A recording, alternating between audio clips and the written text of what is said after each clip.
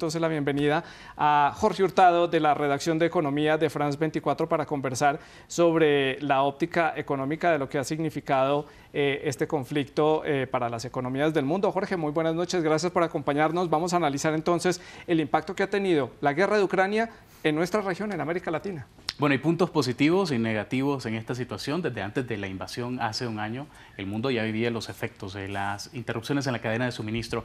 Esto, sumado a la guerra, provocó un boom en los precios de las materias primas, beneficiando indirectamente a muchos países exportadores de la región.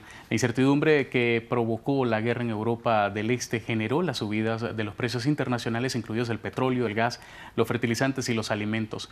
Este gráfico, por ejemplo, muestra cómo durante los primeros meses del conflicto, la región pasó de la crisis a la oportunidad, ya que América Latina es una región tradicionalmente proveedora de estos bienes.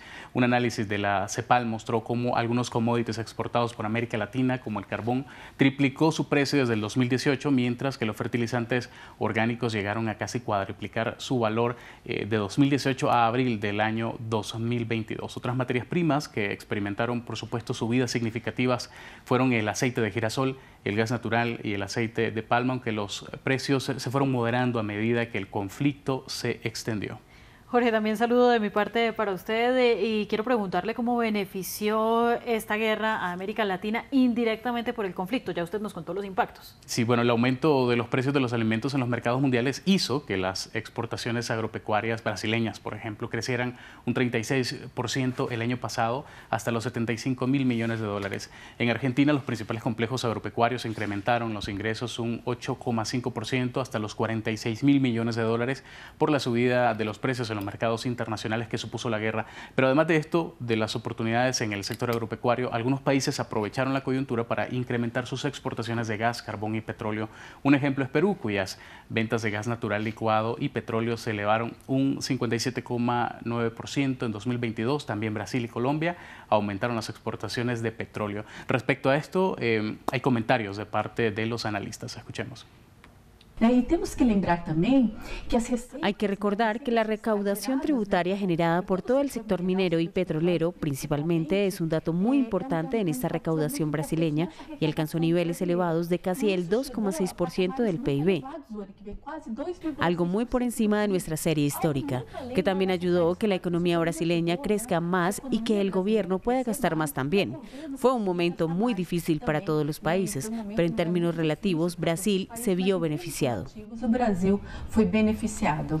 Jorge, pero la región de América Latina, en cierta forma, podemos decir que se libró del impacto de la guerra si lo comparamos con otros países alrededor del mundo, aunque no todo fue tan positivo. ¿Cuáles fueron esos puntos complicados? Bueno, según el Fondo Monetario Internacional, tras un año de guerra, las economías de América Latina resistieron bien pese a estos shocks derivados de la invasión.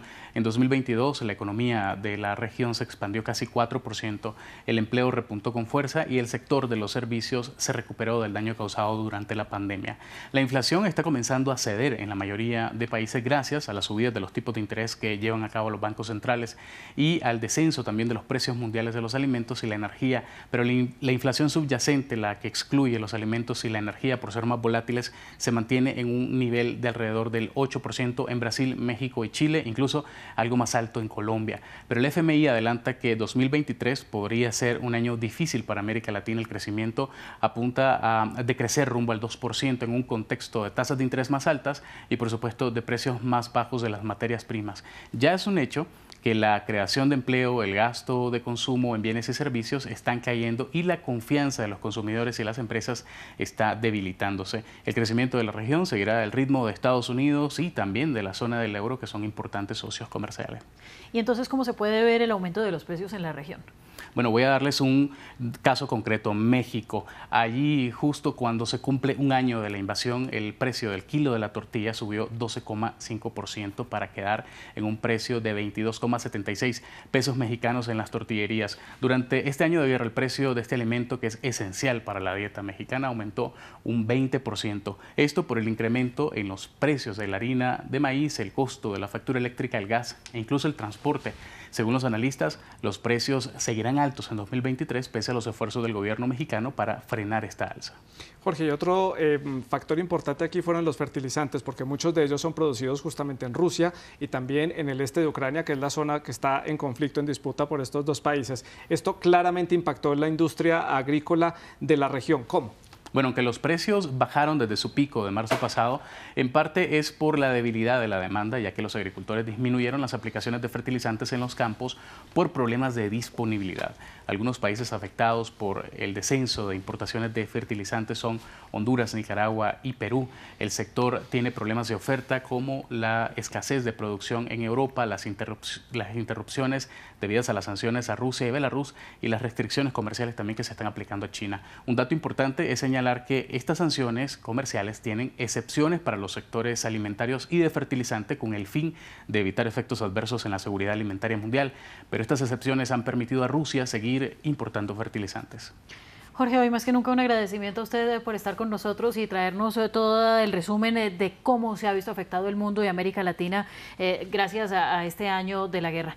Le deseo a usted una feliz noche y Santiago, pues llega el momento ahora de darle la bienvenida a nuestra siguiente invitada de esta noche, Margarita Cadavid.